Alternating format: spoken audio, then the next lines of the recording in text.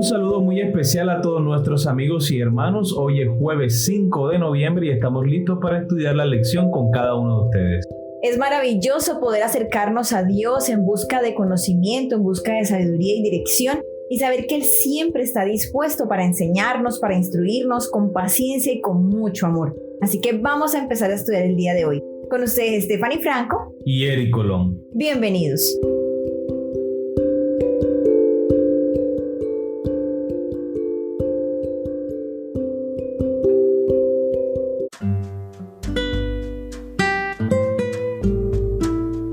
Un alumno que entiende el mensaje, el título de la lección para el día de hoy.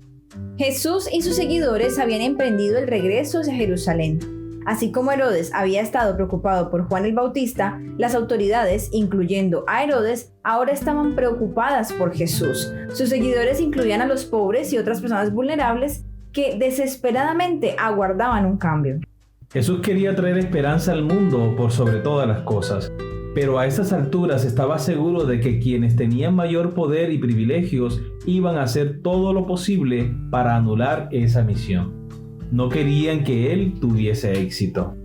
En cuanto al círculo íntimo de los alumnos de Jesús, los 12 discípulos parecían ansiosos por estar al lado de Jesús, pero al mismo tiempo parecían desconcertados o ciegos. Por ejemplo, en Marcos capítulo 8 versículos 31 al 33, el gran maestro desafía a sus alumnos a ver cosas que a ellos les resulta difícil ver.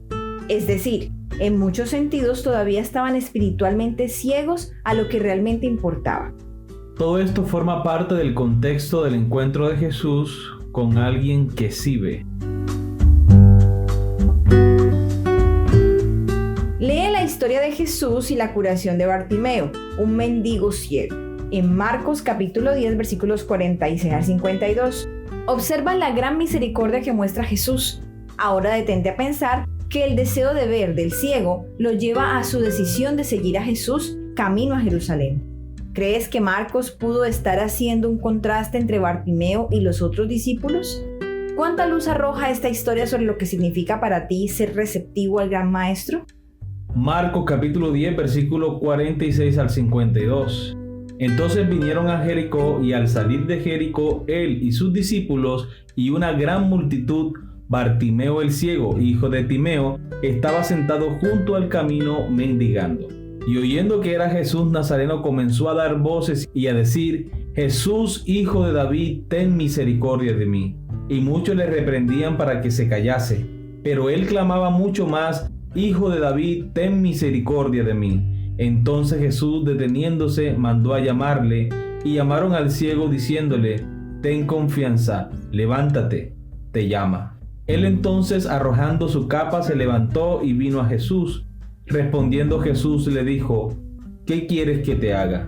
Y el ciego le dijo: Maestro, que recobre la vista. Y Jesús le dijo: Vete, tu fe te ha salvado. Y enseguida recobró la vista y seguía a Jesús en el camino. Muy bien, recordemos la pregunta.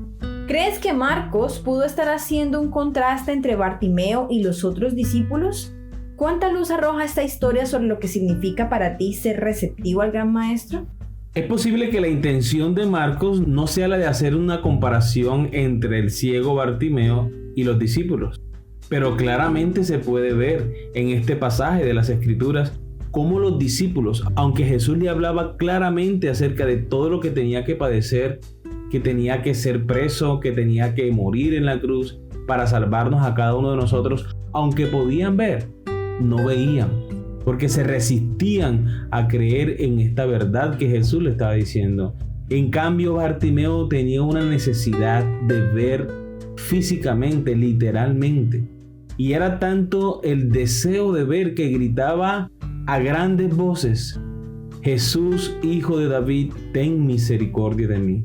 Cuando Jesús le sana, cuando por fin puede ver, sigue a Jesús en cada paso que da.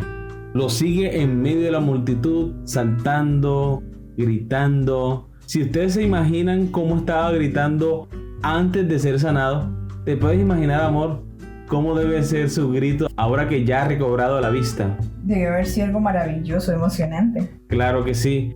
Entonces aquí vemos un contraste. La persona que sí quería ver y que realmente estaba dispuesto a ver, porque era su más grande necesidad. Y los discípulos, aunque veían, no podían comprender cuáles eran las palabras de Jesús y su mensaje tan importante que ellos debían comprender. Si ellos hubiesen estado receptivos para entender las palabras de Jesús, no hubiesen sufrido el chasco que sufrieron cuando Jesús fue crucificado. Muy bien, continuamos con la lectura. Bartimeo hubiese querido ver los rizos del pelo de un bebé y el color del trigo en la cosecha. Pero ver abarca más que solo el aspecto físico. Esta historia, en otras palabras, se refiere a ver espiritualmente. Se trata de entender el mensaje, de captar quién es realmente el gran maestro. Ver físicamente es una cosa, esto es importante y Jesús lo sabe. Pero Jesús también sabe que el deseo más profundo de cada persona es una vida nueva y mejor. Vamos a leer Hebreos capítulo 5, versículos 12 al 14. ¿Qué nos enseña esto sobre la verdadera educación? Hebreos capítulo 5, versículos 12 al 14. Debiendo ser ya maestros después de tanto tiempo, necesitáis que os enseñen los primeros rudimentos de la palabra de Dios. Habéis llegado a necesitar leche y no alimento sólido. Todo el que se nutre de leche es inexperto en la doctrina de la justificación, porque aún es niño. En cambio, el alimento sólido es para los adultos, para los que por la costumbre tienen los sentidos ejercitados para discernir el bien y el mal. Muy bien, recordemos la pregunta. ¿Qué nos enseña esto sobre la verdadera educación? Bueno, yo creo, amor, que aquí es importante tener en cuenta la comparación que se está haciendo. Los discípulos eran personas que, según esta palabra, podríamos considerarlas adultas en la fe. Ya ellos tenían un conocimiento mayor que el que tenía Bartimeo, en cuanto a compartir con Jesús y en cuanto a lo que Jesús venía a hacer en la tierra. Entonces, nosotros en la educación debemos tener en cuenta que aquellas personas que llegan nuevas al Evangelio y aquellas personas que vienen a los colegios adventistas a estudiar, que apenas están llegando, debemos tratarlos como bebés espirituales. Personitas que están llegando y requieren esa leche, algo suave y lleno de amor, lleno de la experiencia de conocer a Dios en un caminar diario. Ya para las personas que llevan más tiempo en la palabra de Dios, más tiempo conociendo a Dios, no es que dejen de estudiar acerca del amor de Dios, su carácter y todo lo que Él hace por nosotros, no podemos dejar de estudiar esa parte. Pero sí es necesario que estas personas empiecen a ver un poco más allá, que empiecen a estudiar lo que le llamaríamos el alimento sólido, profecías, todo aquello que tiene que ver con el plan de salvación, entender cuál es el plan de Dios, dónde comienza, a dónde termina y cuál es nuestro rol en medio de todo este asunto. Entonces debo empezar a evaluar qué alimento espiritual estoy recibiendo. Si estoy recibiendo un alimento espiritual para mí que soy maduro en la fe, que ya conozco las doctrinas, que ya sé cuál es el plan de Dios, si aún estoy recibiendo la lechita de los temas básicos, de aquellos temas que son para personas que apenas llegan a la iglesia, entonces yo debo evaluarlo y decir no, ya tengo que profundizar, yo debo ir un poco más allá, debo aprender un poco más de la palabra de Dios y no quedarme toda la vida tomando leche como si fuera bebé, porque ¿dónde va a estar el crecimiento? ¿Dónde van a estar los frutos míos como persona, como cristiano, hijo de Dios? No voy a tener frutos porque no tengo cómo, no me he alimentado correctamente.